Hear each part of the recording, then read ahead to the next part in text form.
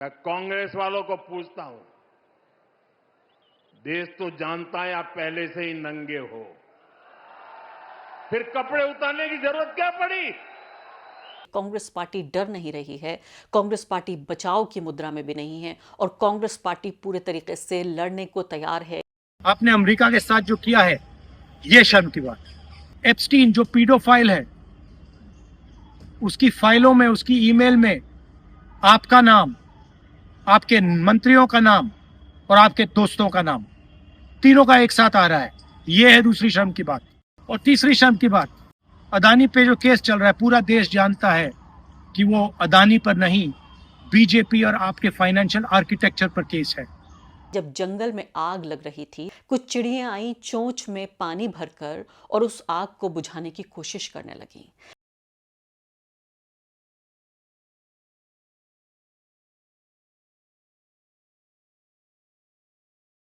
जंगल में आग लगी हुई है। इस देश में मुस्लिम नफरत में ये पूरा देश धूं धूं करके जल रहा है।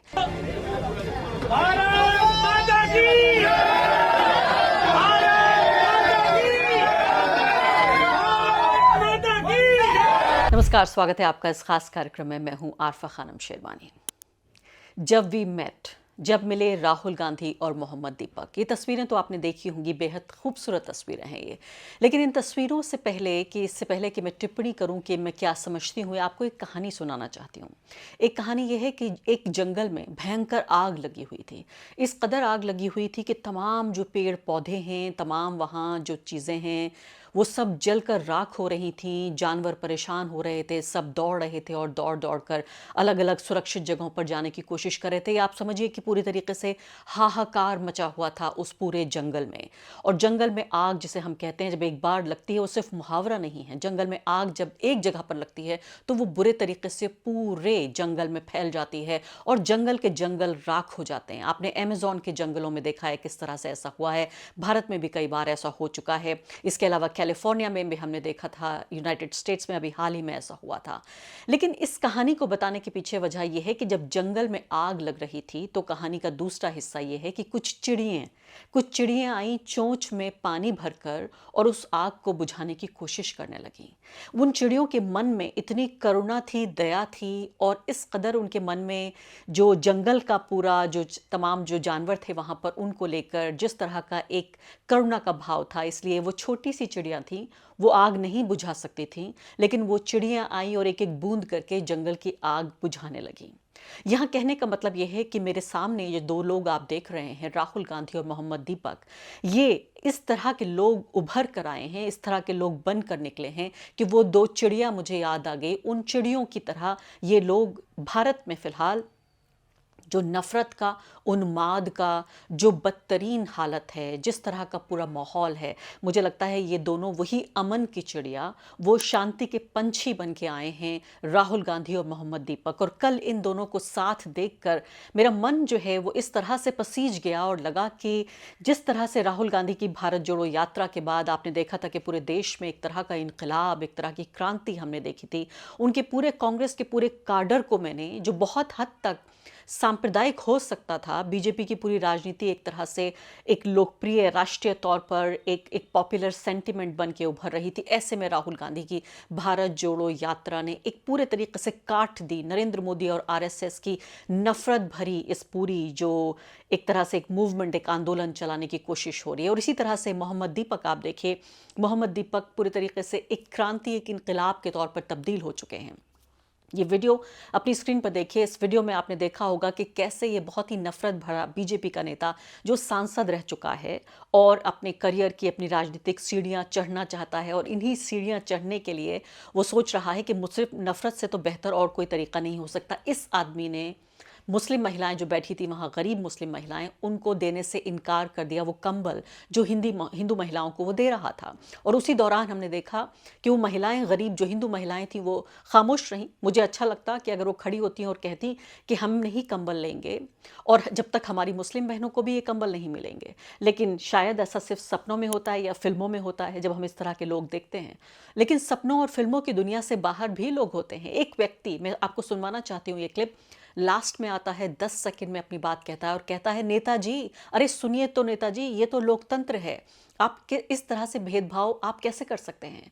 ये क्लिप आप सुनिए और समझिए कि क्या वाकई मोहम्मद दीपक एक तरह से जो इनकलाब बन चुका है, एक जो क्रांति बन चुका है, वो एक रिवॉल्यूशन बन चुका है। हर घर से मोहम्मद दीपक निकल रहा है, हर मोहल्ले से मोहम्मद दीपक निकल रहा है, हर तरह से, हर शहर से मोहम्मद दीपक सिर्फ निकल नहीं रहा है, निकल रहे हैं।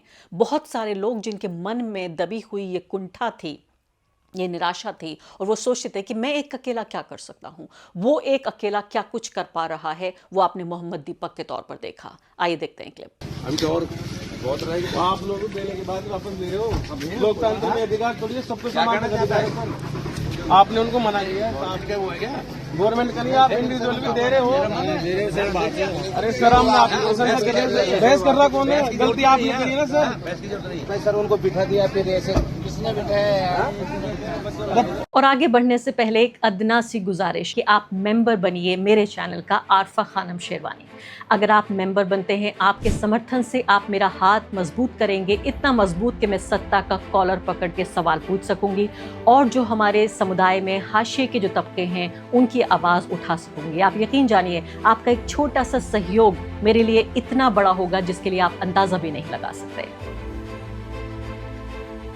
तो आपने देखा किस तरह से राहुल गांधी से तो मुलाकात की और मुझे बहुत अच्छा लगा कि राहुल गांधी ने इनसे मुलाकात की, मोहम्मद दीपक से। इसके अलावा मैंने देख रही थी इमरान प्रतापगढ़ी के साथ ये सुंदर दृश्य मैं आपको दिखाना चाहती हूँ, जिसमें इफ्तार कार्यक्रम में हिस्सा लिया मोहम्मद दीपक ने, और वहाँ बाकी कांग्रेस के और भी लोग बैठे हुए हैं। स्वरा भास्कर भी वहाँ पर बैठी हुई हैं, मैं देख रही हूँ यहाँ पर, और अच्छा लग रहा है देखने में। ये भी एक भारत का एक हिस्सा है, एक वो हिस्सा है जहाँ पर इस वीडियो को देखिए, मेरठ में नरेंद्र मोदी जी जिस मेट्रो का उद्घाटन करने आए थे उसमें कुछ बेचारे मुसलमान भी चले गए, जैसे उन्हें लगता ही नहीं है। मुझे लगता है कुछ मुसलमानों को भी तो ये पता ही नहीं है कि उनके खिलाफ किस कदर पब्लिक स्पेसेस में, जो सार्वजनिक जगह हैं, उनमें कितनी नफरत फैला दी गई है।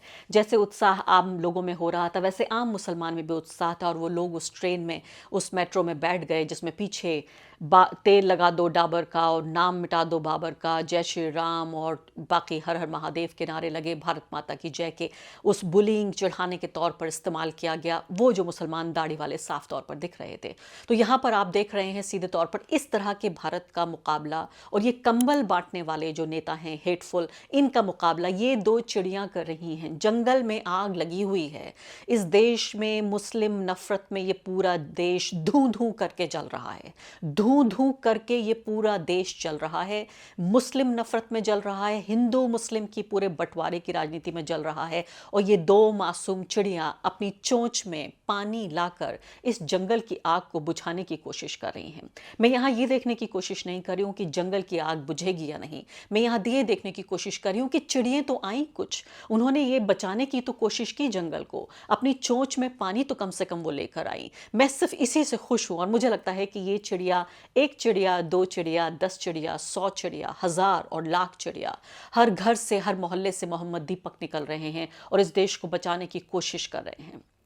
राहुल गांधी ने साफ तौर पर मेरठ में ही जो बयान दिया, ये दूसरी घटना है कि मेरठ में जो बयान दिया नरेंद्र मोदी ने और कांग्रेस पार्टी के लिए, बहुत ही उन्होंने एक तरह से अपशब्दों का इस्तेमाल किया कि कांग्रेस पार्टी तो पहले से ही नंगी है, उसे कपड़े उतारने की क्या ज़रूरत है। जो यूथ कांग्रेस ने जो प्रदर्शन किया था, जो AI समिट हुई थी, उसको लेकर वो कहने की कोशिश कर रहे थे, जिस पर सीधे तौर पर एक वीडियो मैसेज जारी करते हुए राहुल गांधी ने अपने कार्यकर्ताओं को भी और देश को भी ये बताने की कोशिश की है कि कांग्रेस पार्टी डर नहीं रही है, कांग्रेस पार्टी बचाव की मुद्रा में भी नहीं है, और कांग्रेस पार्टी पूरे तरीके से लड़ने को तैयार है। ये पूरी जो नफरत की राजनीति है उससे भी, और जिस तरह से एक शर्म दिलाने की कोशिश हो रही है, इस पूरा जो कांग्रेस पार्टी के जो युवा कार्यकर्ता हैं उन्होंने प्रोटेस्ट किया, आप उनके स्टाइल से एग्री कर सकते हैं कि उन्हें इस तरह से नहीं करना चाहिए था या यहाँ नहीं करना चाहिए था, लेकिन आप सोचिए कि विरोध के लिए जो भी जहाँ भी दुनिया में विरोध करते हैं लोग, वो तमाम ये ढूंढने की कोशिश करते हैं कि जहाँ जहाँ उनको ज़्यादा अटेंशन मिल सके वहाँ वो विरोध प्रदर्शन करेंगे। अब आप सहमत हों असहमत हों, ये मैं आपके ऊपर छोड़ देती हूँ।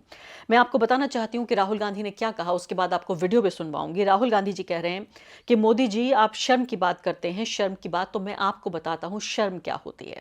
आप सोचिए कि वो व्यक्ति शर्म की बात कर रहा है जिसके नेताओं का और खुद का भी ईमेल में एप्स्टीन फाइल्स में नाम है। वो व्यक्ति जो बच्चों के साथ ज्यादती करता था, बच्चों के साथ ऐसी ऐसी हरकतें उसने की हैं जिसको इस कार्यक्रम में मैं आपको बता नहीं सकती। आप भी अच्छे तरीके से जानते हैं, पूरी दुनिया में नेताओं के इस्तीफे हो रहे हैं और हमारे यहाँ आप देखिए कि अभी भी खड़े होकर प्रधानमंत्री कहते हैं कि शर्म तो कांग्रेस को आनी चाहिए, नंगी तो कांग्रेस हो गई है। मोदी जी का पहले बयान सुन लेते हैं, फिर राहुल गांधी का बयान सुनवाती हूँ। एक तरफ आज देशवासी भारत को विकसित बनाने के लिए दिन रात मेहनत कर रहे हैं, लेकिन देश में ही कुछ राजनीतिक दल है जो भारत की सफलता को पचा नहीं पा रहे। अभी आपने देखा भारत में दुनिया का सबसे बड़ा AI सम्मेलन हुआ। दुनिया भर के 80 से अधिक देशों के प्रतिनिधि दिल्ली आए। दुनिया के विकासशील देशों में ऐसा सम्मेलन आज तक कभी नहीं हुआ, लेकिन कांग्रेस और इसके इकोसिस्टम ने क्या किया? साथियों, कांग्रेस ने भारत के एक वैश्विक आयोजन को अपनी गंदी और नंगी राजनीति का अखाड़ा बना दिया। समारोह स्थल पर विदेशी अतिथियों के सामने कांग्रेस के नेता कपड़े उतारकर पहुंच गए। मैं कांग्रेस वालों को पूछता हूं, देश तो जानता है आप पहले से ही नंगे हो, फिर कपड़े उतारने की जरूरत क्या पड़ी? तो राहुल गांधी कह रहे हैं आप शर्म की बात करते हैं, शर्म की बात तो मैं आपको बताता हूं। एप्स्टीन फाइल्स में आपका, आपके मंत्री और आपके मित्र का साथ में नाम आना, ऐसे घिनौने अपराधी के साथ नाम जुड़ा होना, ये शर्म की बात है। साथ साथ उन्होंने कहा कि आप अमेरिका के साथ जो ट्रेड डील आपने की है वो देश को बेच दिया है, ये शर्म की बात है। हमारे देश का डेटा आपने दे दिया है, किसानों को खत्म कर दिया है, टेक्सटाइल इंडस्ट्री बर्बाद कर दी है। पूरा देश जानता है कि अडानी पर अमेरिका में चल रहे केस ने आपकी रातों की नींद उड़ा रखी है, क्योंकि वो बीजेपी और आपके फाइनेंशियल आर्किटेक्चर पर केस है और 14 महीने में उस पर कोई कार्रवाई नहीं हुई। इसके अलावा इन तमाम चीजों को बयान करते हुए राहुल गांधी ये कह रहे हैं, और खासकर जब उन्होंने कांग्रेस पार्टी के कार्यकर्ताओं का जिक्र किया और फिर से उन्हें वो एक शब्द कहते हैं, उन्हें बब्बर शेर, कि कांग्रेस के जो बब्बर शेर हैं वो देश की रक्षा करते रहेंगे और 1 इंच पीछे नहीं हटेंगे।